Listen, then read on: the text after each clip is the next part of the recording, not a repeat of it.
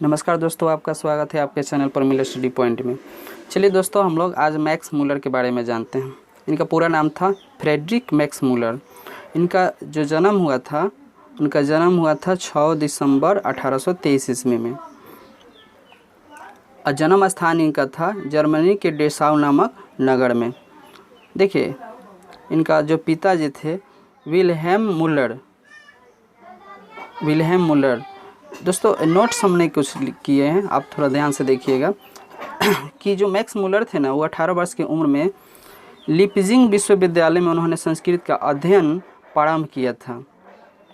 उन्होंने ही हितोपदेश कठ और केन उपनिषदों का जर्मन भाषा में अनुवाद किया था तथा मेघदूत का जर्मन उपाधिवाद भी किया था।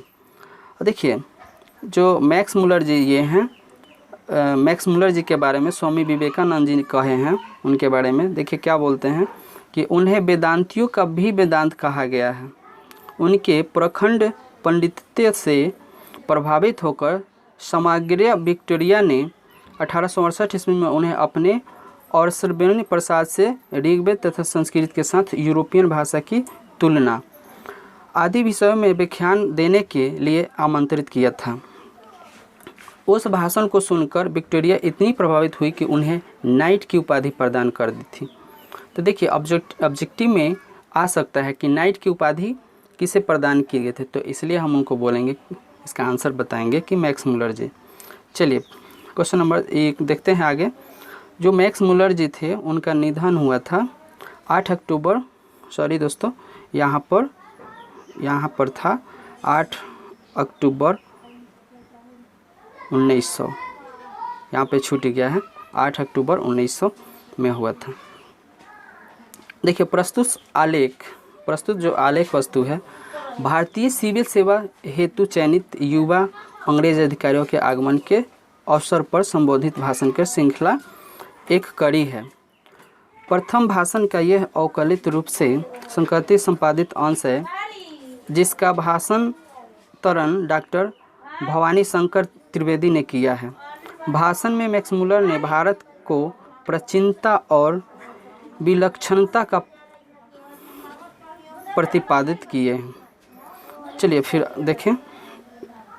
देखिए तो इसका सारांश है,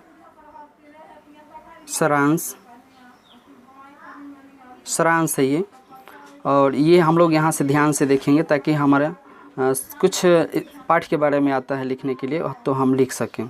तो चलिए देखते हैं, भारत से हम क्या सीखे शीर्षक पाठ मैक्स मूलर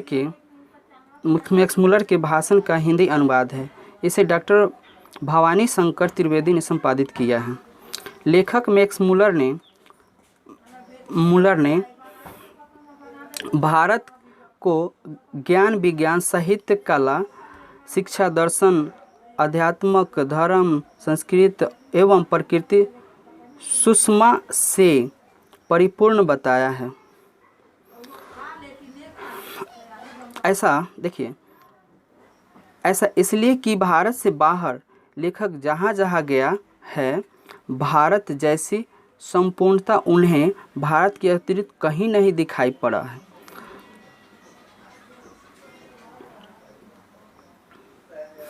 तो लेखक कहते हैं कि भारत गांवों में निवास करता है। यहाँ की धरती किसान और मजदूर के पसीने से ओत-प्रोत रही है। यहाँ की संस्कृति, धर्म, दर्शन, परंपरा, कृषि और प्रकृति के सुंदरता से परिपूर्ण दिखता है। अतः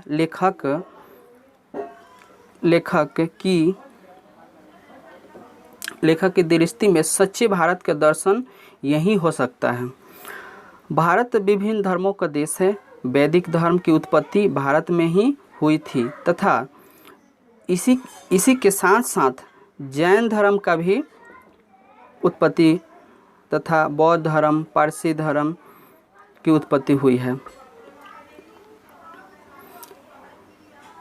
विविध धर्म एवं विचारधाराओं के कारण भारत एक विशेष देश बन गया है, जहाँ सभी धर्मों का आदर और सम्मान होता है।